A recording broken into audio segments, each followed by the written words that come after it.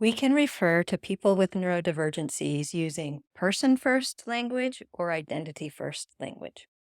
When we say a person has autism or this is a person with autism, we are using person first language. When we say this is an autistic person, we are using identity first language. The autistic community has collectively decided that they, in general, prefer identity first language. They are asking us to use identity first language when referring to them, and they use identity first language when they are referring to themselves. The reason why they want this is because to them, autism is part of who they are. It's not a disease that they want to get rid of or something that they are looking to cure. It's part of their identity. And if you think about it, this makes a lot of sense. If I had cancer, for example, I might want you to say that I am a person with cancer rather than a cancerous person.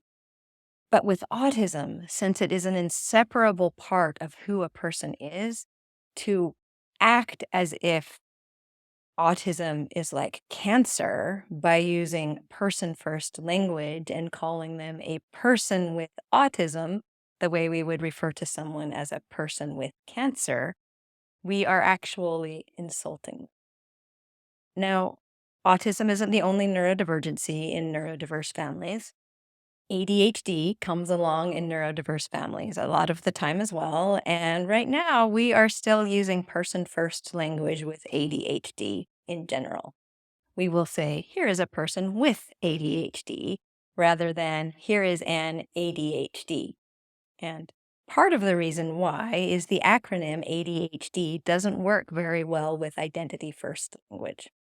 So, for this program, I am going to be referring to people with ADHD as attention neurodivergence.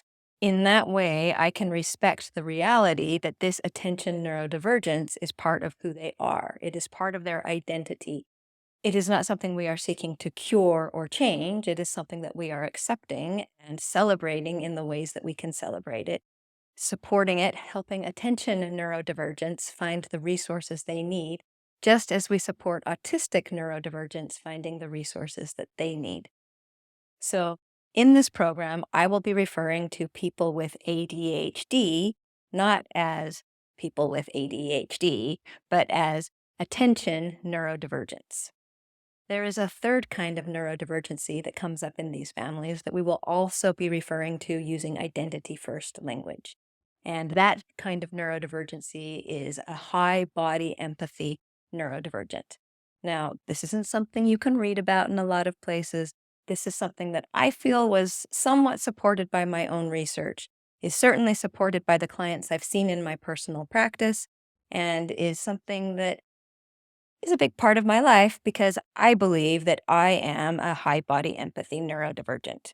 And I agree with the autistics. I wouldn't want other people to be calling me someone with high body empathy neurodivergency. It makes sense to me that they feel this way and that the autistic community has spoken and said, please don't act like we're just people with autism, the same way you might act like someone is a person with cancer. However, of course, if you have a particular client who really prefers the person first language, follow that client's lead. People should certainly have the opportunity to have a say in the way we refer to them as individuals.